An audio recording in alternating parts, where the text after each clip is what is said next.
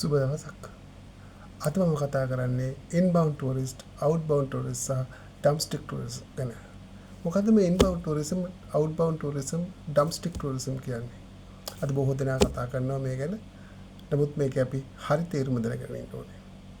අපි ගත්තොත් ලංකාව කියලා.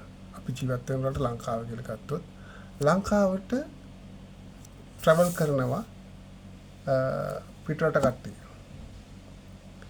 ටුරිස්ට්ලා. ඒ ටුරිස්ට්ලට තමයි අපි කියන්නේ ඉන්බවුන්ඩ් ටුරිස්ට්ලා කියලා. සරලව. මේකේ තවත් කැටගරි ගොඩක් තියෙනවා. ඉන්බවුන්ඩ් ටුරිස්ට් කෙනෙක් හඳුනා ගන්න කැටගරිස් ගොඩක් තියෙනවා. අපි ඒක පස්සේ කතා කරමු. මූලික වශයෙන්ම ලංකාවට travel කරන කෙනෙක්ට අපි කියනවා ඉන්බවුන්ඩ් ටුරිස්ට් කෙනෙක් කියලා. ඉන්බවුන්ඩ් ටුරිසම් කියන්නේ ඒකට.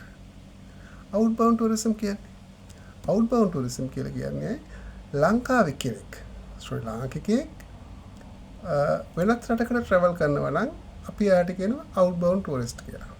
ලාංකිකයෙක් වෙනත් රටකට ට්‍රැවල් කරනවා නම්. මෙතනදී සාමාන්‍යයෙන් පොදුවේ කියන්න පුළුවන් තමුන්ගේ රටින් පිටතට ට්‍රැවල් කරනවට තමුන්ගේ රටේ තමුන්ගේ රෙසිඩන්ට් රටේ කෙනෙක් පිටතට ට්‍රැවල් කරනවට කියනවා අවුට්බවුන්ඩ් ටුරිස්ට් කියලා. ඒ වගේ තමයි ඒක ලෝකේ ඕනම තැනකට ඕනම රටකට ඒක අදාළයි.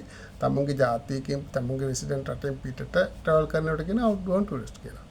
ඉන්බවුන්ඩ් ටුරිස්ට් කියන්නේ තමුන් ජීවත් වෙන රටට පිටතින් පැමිණෙන ජාතිකයන්ට අපි කියනවා ඉන්බවුන්ඩ් ටුරිස්ට් කියලා. පටලව ගන්න එපා.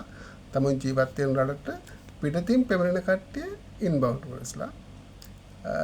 තමුන්ගේ රටින් පිටතට තමුන් ජීවත් වෙන රටින් පිටතට සංචාරය කරන කට්ටිය අවුට්බවුන්ඩ් ටුරිස්ට්ලා.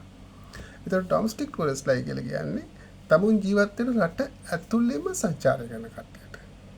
තමයි ඩොමස්ටික් ටුරිස්ට් කියලා. මේවට තියෙන කැටගරිස් තියෙනවා මේ වෙන් කරන කැටගරිස් වෙනම තියෙනවා.